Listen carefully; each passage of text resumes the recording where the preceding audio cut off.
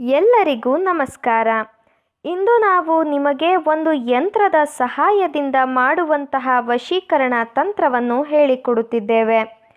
ಈ ತಂತ್ರವನ್ನು ಮಾಡುವ ಮೂಲಕ ನೀವು ಇಷ್ಟಪಟ್ಟ ಯಾರನ್ನಾದರೂ ಕೂಡ ನಿಮ್ಮ ಕೈವಶ ಮಾಡಿಕೊಳ್ಳಬಹುದು.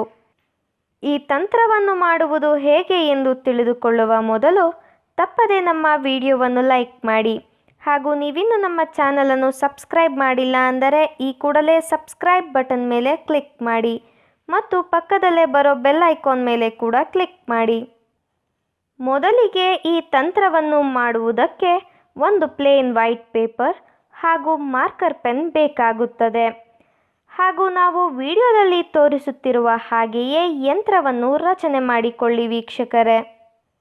ಯಂತ್ರವನ್ನು ರಚನೆ ಮಾಡಿಕೊಂಡ ಬಳಿಕ ನಾವು ವಿಡಿಯೋದಲ್ಲಿ ತೋರಿಸುತ್ತಿರುವ ಸಂಖ್ಯೆಗಳನ್ನು ನೀವು ಬರೆದುಕೊಂಡಿರುವ ಚೌಕದ ಒಳಗಡೆ ಬರೆಯಬೇಕು.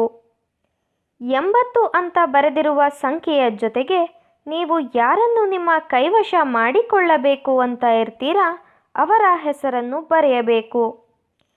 ನಂತರ 60 ಅಂತ ಬರೆದಿರುವ ಸಂಖ್ಯೆಯ ಜಾಗದ ಕೆಳಗಡೆ ನಿಮ್ಮ ಹೆಸರನ್ನು ಬರೆಯಬೇಕು. ಈ ಒಂದು ತಂತ್ರವನ್ನು ನೀವು ಭಾನುವಾರದ ದಿನ ಸಂಜೆಯ ಸಮಯದಲ್ಲಿ ಮಾಡಬೇಕು ವೀಕ್ಷಕರೇ. ಹೆಸರನ್ನು ಬರೆದ ಬಳಿಕ ನೀವು ಆ ಪೇಪರನ್ನು ನಾವು ವಿಡಿಯೋದಲ್ಲಿ ತೋರಿಸುತ್ತಿರುವ ಹಾಗೆಯೇ ಫೋಲ್ಡ್ ಮಾಡಬೇಕು ವೀಕ್ಷಕರೇ. ನಂತರ ಆ ಪೇಪರನ್ನು ನೀವು ಹರಿಯುವ ನೀರಿನಲ್ಲಿ ಬಿಟ್ಟು ಬಿಡಬೇಕು. ಈ ರೀತಿಯಾಗಿ ನೀವು ಮಾಡುವುದರಿಂದ ನೀವು ಇಷ್ಟಪಟ್ಟವರು ಕೇವಲ 5 ನಿಮಿಷಗಳ ಒಳಗಾಗಿ ನಿಮ್ಮ ಕೈವಶವಾಗಿ ಬಿಡುತ್ತಾರೆ.